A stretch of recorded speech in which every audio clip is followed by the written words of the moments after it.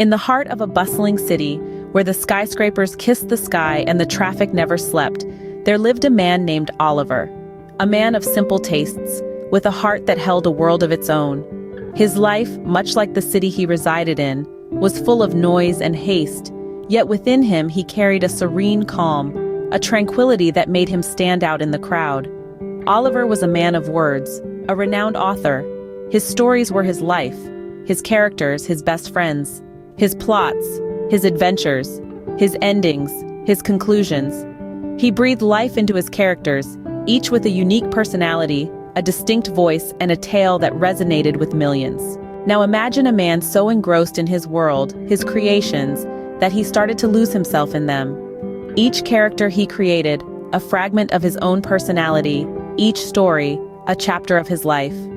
With each book he wrote, he gave away a piece of himself, slowly fading into the background, merging with the multitude of voices he had crafted. One day, Oliver found himself standing at the crossroads of his own identity and the characters he had created. A crisis of existence, you may call it. He pondered, who was he? The jovial jester, the misunderstood villain, the heartbroken heroine, or the wise old sage? Or was he simply Oliver, the man behind the words, the creator of worlds? Days turned into weeks, weeks into months, and Oliver found himself spiraling down this rabbit hole of self-discovery. The city around him continued its course, oblivious to his internal turmoil. His typewriter lay untouched, the characters in his head silenced, waiting for their creator to find his voice again. One cold winter night, as the city slept under a blanket of snow, Oliver found his answer. He realized he was all of his characters and none of them. He was the jovial jester on days when laughter felt like the only remedy. He was the misunderstood villain when the world seemed against him.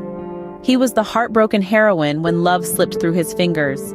He was the wise old sage when life demanded wisdom. Yet he was also Oliver, the man who held the power to create these personas and breathe life into them. This revelation brought a newfound peace to Oliver. He embraced his multifaceted nature, his complex identity. He realized that his characters were not fragments of his personality, but reflections of his experiences, his emotions. With this realization, Oliver returned to his typewriter. The characters in his head found their voice again, louder and clearer than ever before. His stories took on a new depth, a new realism. His readers could sense the change, the evolution of their beloved author. His stories were no longer just tales, they were journeys into the heart of their creator. So, in the heart of a bustling city, where the skyscrapers kissed the sky and the traffic never slept, there lived a man named Oliver. A man of words, a man of stories, a man of many faces.